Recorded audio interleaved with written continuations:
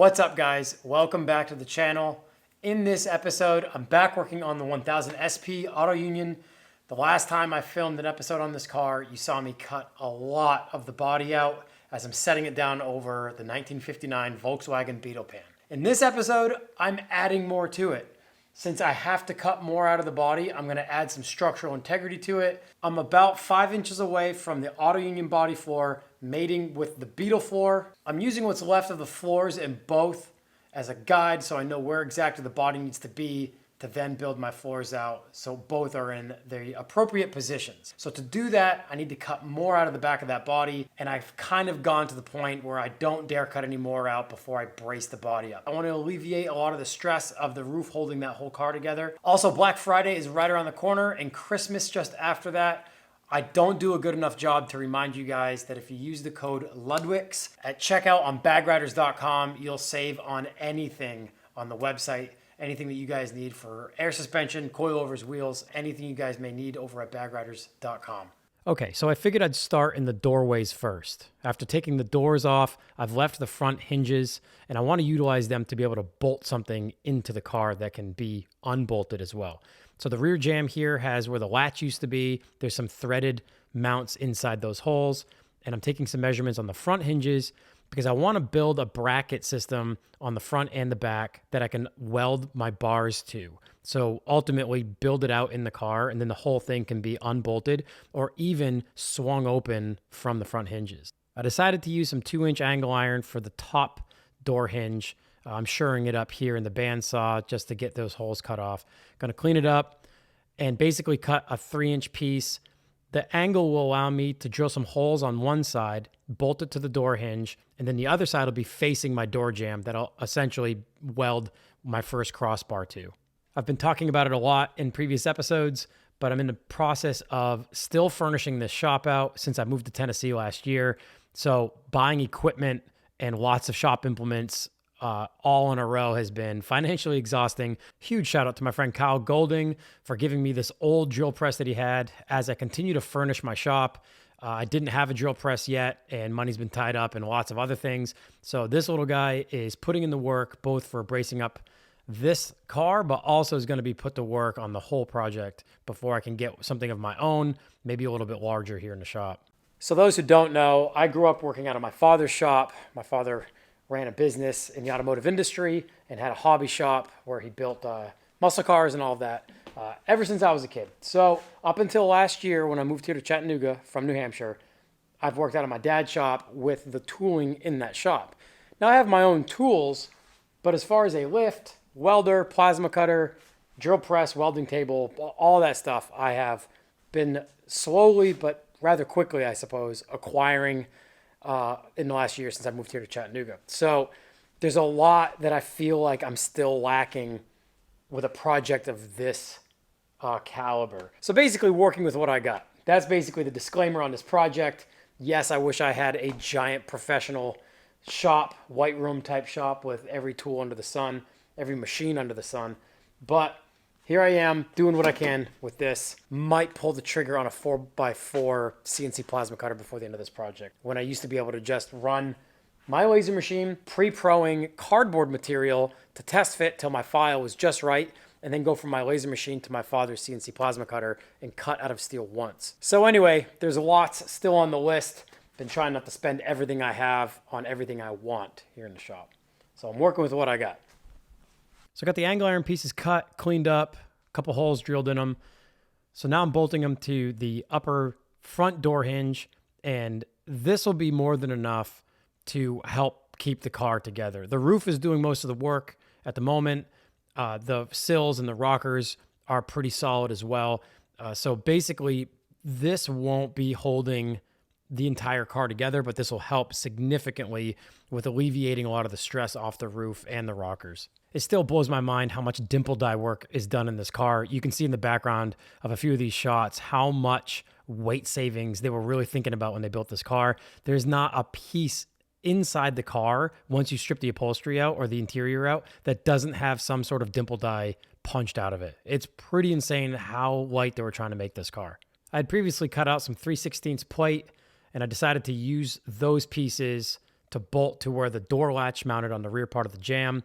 So while holding that to the jamb with the angle iron bolted into the upper front hinge, I'm able to get my distance for my first bar that I'm going to weld to both of these pieces. After measuring the bolt pattern for the door latch on the rear part of the door jamb, I've scribed that out on the 3/16 plate. I'm making a few center punches, and we'll go to the drill press, get a couple holes drilled, bolt that to the door jamb. Then I'll have a final measurement to take for my first bar I'm going to weld into both of these plates. 2 out of the 3 holes are drilled. The pattern on these latches, there's 2 holes up top and 1 on the bottom. Where I'm going to ultimately weld the bars to the plate will be underneath those 2 bolts. And the actual insert plate that's behind the door jamb free floats in there, so you can adjust where your jamb ultimately sits. So it took a little bit of finessing to get the top 2 nutserts basically to line up with the holes I drilled in the plate.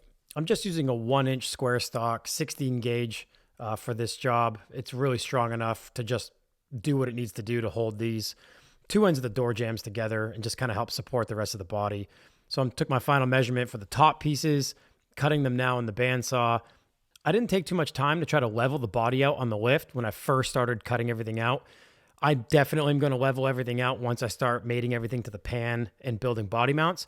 But oddly enough, the body is pretty level on the lift as it is. So that gave me a good basis to level out these bars to just be pretty symmetrical with the rockers and the sills themselves.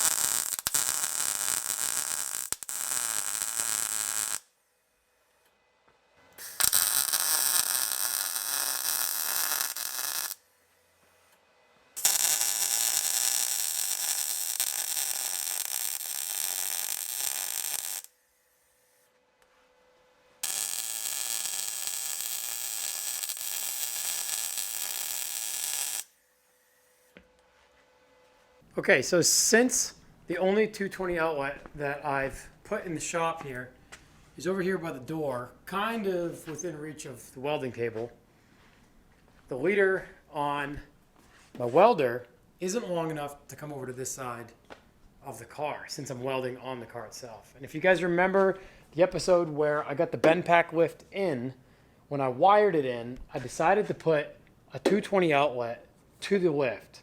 Now, if I'd taken my time, I could have obviously jumped off of that line and put an outlet down lower, but there really wasn't anywhere lower to mount it on the lift. Since on this side, you can't mount anything because of how close the lift head slides against the inside of that. So with everything that's mounted to the actual side of the lift, which gives you a little bit of room to mount to the actual post itself, up above the lock release was really the only place I could go. So I put an outlet up here, and now, for the first time, I'm actually utilizing it. So I've got my welder over here, and the leader is long enough to reach up and plug into my outlet that I run the lift off of. So although that is pretty rudimentary, it's coming in handy since at the moment I don't need to use the lift, but I need to use the welder.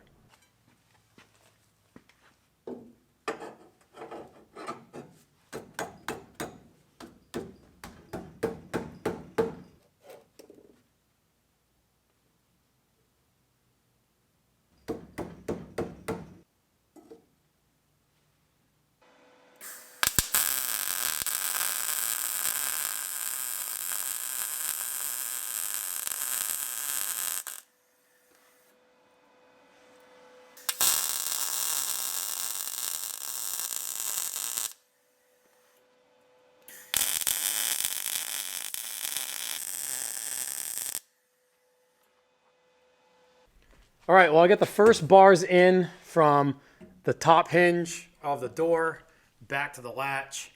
But what I'm going to do next is I'm going to make a plate for the lower hinge here and bring a bar up to this plate as well, just to have a little bit of triangulated integrity to the structure of the door opening. So I got a couple plates cut out on the bandsaw and got the bolt pattern scribed out for the lower hinge on them, and going to the drill press now to get a couple holes drilled in them. That way I can bolt them to the hinge. Went to the bench grinder to clean the plates up after I got a couple holes drilled in them, as well as the edges from cutting them out of the bandsaw. Once they were cleaned up, went to the lower hinges themselves and got them bolted on. Now I'm pulling final measurements and going to put some square stock in the bandsaw. Cutting the last 2 long pieces to finish off these door braces. This bandsaw is literally the cheapest bandsaw you can buy at like Harbor Freight. I think it was like $289. This is something I bought as soon as I moved to Chattanooga to just get something in the shop so I could get cutting. I do want to buy a nicer self-quenching bandsaw down the road at some point, but for now, this thing's pulling its weight. It took a little bit to square it up, so it's making some straight cuts, but for now, this is working perfectly in the shop to do what I need it to do. I didn't film it, but I took a little bit of time getting the right angle cut done on that lower bar up to the door plate on the door jamb, since that's coming up at an angle, setting it up now and about to tack weld it into place.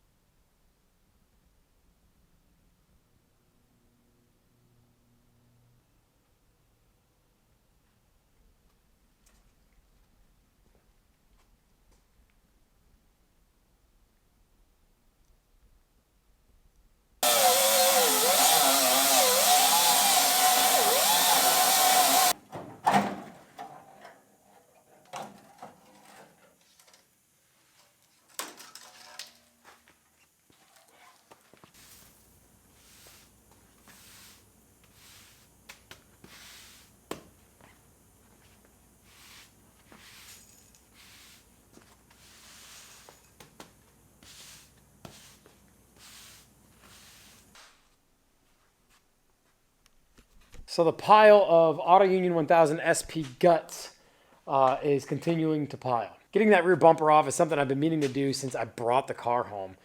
The driver's side rear mount was hanging on by a thread when I picked the car up, and by the time we trailered it all the way home, it had completely snapped off. The passenger side wasn't far behind it. It's got a pretty good mount there still. As you can see, they've doubled up or tripled up a lot of that metal there. I'm going to try to keep that and build a new driver's side. This will obviously be engine compartment, but I'll have a frame that I can mount basically all this rusty metal to for rigidity. Well, I'm feeling good about getting a little bit more structure back into this car since basically everything's being cut out of it in the back. As if the doors were back in, these should do a good job holding the sides of the car together from pulling apart or pushing forward. I thought about putting one across the rear of the wheel tubs here, but I don't really think that's necessary.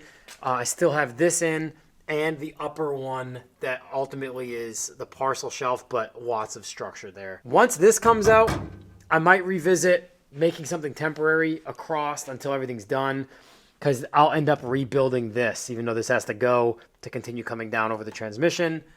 I'll end up building a whole new cross member higher or wherever it needs to be. I wanted to button all this stuff up because I'm leaving for Turkey Rod Run in Daytona in under a week, so basically a few days, and I still need to do an oil change in the truck, in the OBS, and I've got a few things I want to do in the Corvair. But getting it braced up a little bit was step number one before getting the pan out from under it and getting it put back down on its dollies so I could roll it over into the other side of the shop to free up the lift in this bay. Well, I think I'm going to end the video there. Really stoked to get this done and feel a little bit more confident about moving this body around and ultimately cutting more out of it, since a lot has to be cut out to get it set back down onto the pan. I want to thank you guys so much for watching and for all of the support. The Patreon link is in the video's description below if you want to support the channel and some of these projects. I can't thank you guys enough who are already over there. I'm hoping to do more Ludwig's Garage merchandise here pretty soon. Those of you on the Patreon will get first access and a discount code to all of that as well. Also remember to hit the Bag Riders link in the video's description and use code Ludwig's at checkout to save on anything you need from Bag Riders. Thank you so much for watching, guys. I'll see you in the next episode.